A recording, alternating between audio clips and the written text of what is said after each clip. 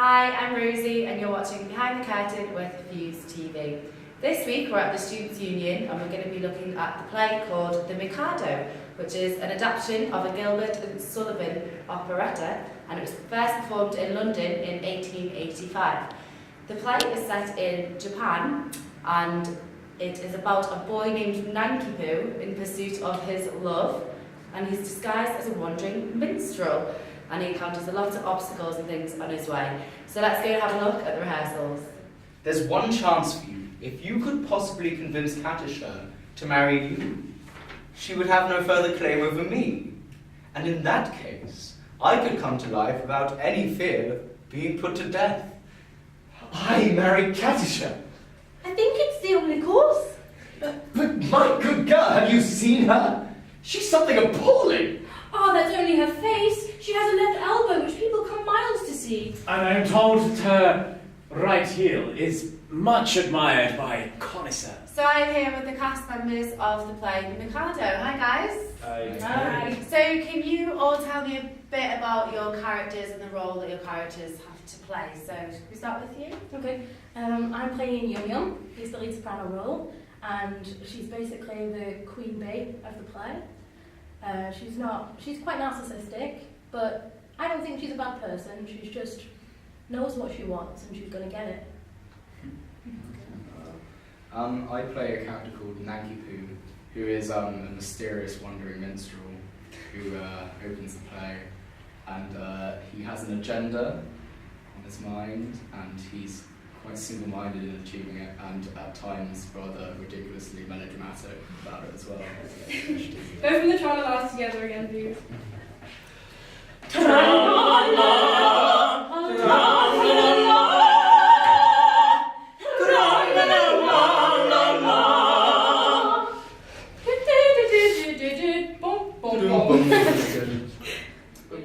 I'm Coco. He's the recently appointed Lord High Executioner of the town of Titipu.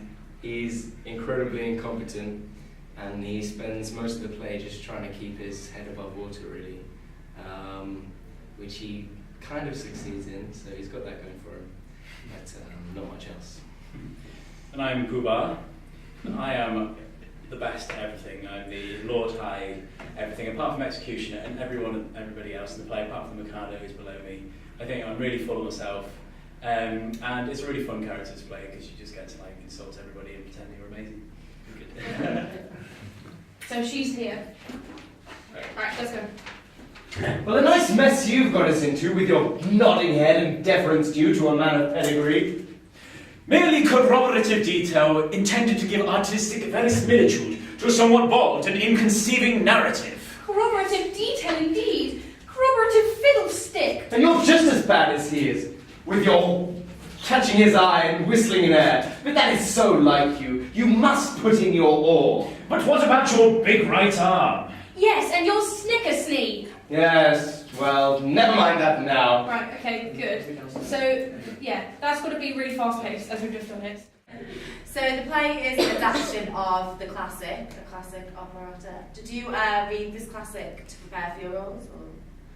I've seen it, yeah. I mean, I read into the background of the character. I didn't see the play as on a DVD or actually see it, because it's quite nice to actually do your own interpretation of it instead of taking what others have done already. Yeah, because then you can watch clips later on and be like, well, I wouldn't necessarily have done that, but if I'd have watched it, I might have just ended up like the production would have been exactly like anything else. So. Rather than an adaptation of it, yeah. So what would you say is the hardest element about your role? I don't know, learning the lines is quite difficult, especially when you're away from everybody else. Some, like Jack, have got a very interesting way of learning these lines. Yeah, I think that's pretty much it really, and then just remembering all the blocking, remembering everything. But when you're here and doing it in the rehearsal, it's really quite fun. You really enjoy it, I think. What's your interesting way of learning lines? So what you do is you get your computer up, and you get a recording program. I'd recommend Audacity. And you record everyone else's lines, and you leave gaps in between yourself, and then you play it back.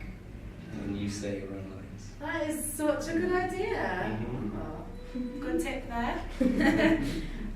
So is it this play? Is it like any play that you've performed in before, or?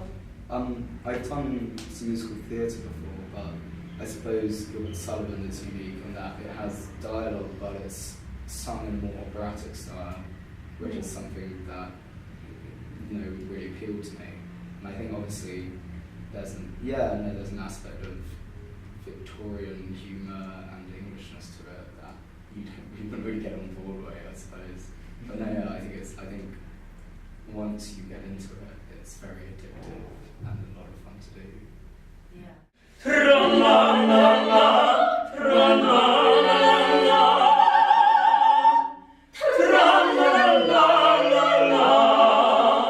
And do you have any tips for any aspiring actors, or just tips in performance? How do you make your performance most believable? Just really enjoy it, to be honest with you. I mean, you've got to be quite laid back. Try and live with your character, as Elizabeth will tell me. I do quite a lot around college, which is quite fun. He's in character all the time. Really? He's like, hello, how are you? Yeah, just really enjoy it, to be honest with you. Just really, that's what I can say. I think you enjoy your character a little too much. I think, that's right. I think you'd have a horrible time trying to do a production if you didn't really enjoy it and have an element of, if you didn't emotionally invest in it as well. You just really have to lose yourself, especially when you do it in a production like this, where there's a lot of it is really quite slapstick and quite silly, and it sounds really old-fashioned. You just have to completely take it out of today's context and think of it as a product of its time. Right, so just before this, it's there's one chance for you. Yeah. So In what ways have you adapted it? What your touch on it? How have I adapted it? I don't know. That's a difficult question to ask because I've never actually seen a production of the Mikado. So how I know how it's been done in the past, usually characters are quite superficial. So I suppose what I wanted to do is really get depth into the characters, and I'm just making sure as well that it's very lively, energetic. That's basically my adaptation of it. I mean, we kind of went in it in kind of wanting to do a immersive experience. At first it was kind of going to be a theatre in the round kind of thing, but then venues changed and that kind of thing. Yeah. But it will be a really good show. Yeah. And the play seems to have some light-hearted, non-realist elements to the Mikado, and it's a very relaxed style towards death. Was it a difficult style of play to direct? It is, I'd say, it's quite difficult. It's very complex, the plot is very complicated, so that's the main thing, is getting across the plot. I suppose that's the first thing, and then that's also getting it across to the actors as well, so that they know what's going on, so that then obviously the audience is going to know what's going on. I mean, themes of death, because it's such a kind of satirical kind of thing anyway, it's not that serious. It is, audiences expect to kind of come and be entertained, and that is what it is. So that's what I try and make it really. Yeah. Basically plead to them. You're like, give me sympathy. Yeah. I have to marry an old woman, for goodness sake, and they're not giving it to you. So then that's why at the end then they're going to be sort of just tickling each other or something stupid like that. And then so when you're singing your tra la la la la, it can be a bit of a at them, yeah. And you and Pity Sing is going to be trying to flirt with you, okay?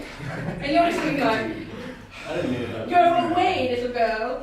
Can you tell us when we're going to be able to see this performance, the dates and where? Yeah, we're performing it in Council Chambers, the Student Union, from the 26th to the 29th of March, and that's 7:30 p.m. Nightly, and then we're also doing a matinee on Saturday. So if you want to go and see the Mikado, you can get your tickets from the Student Union box office. They cost £4.50 with student concessions. And go and have a look at the play. It's really good. That's it for this week's episode from Behind the Curtain. I'm Rosie Charsley. See you later.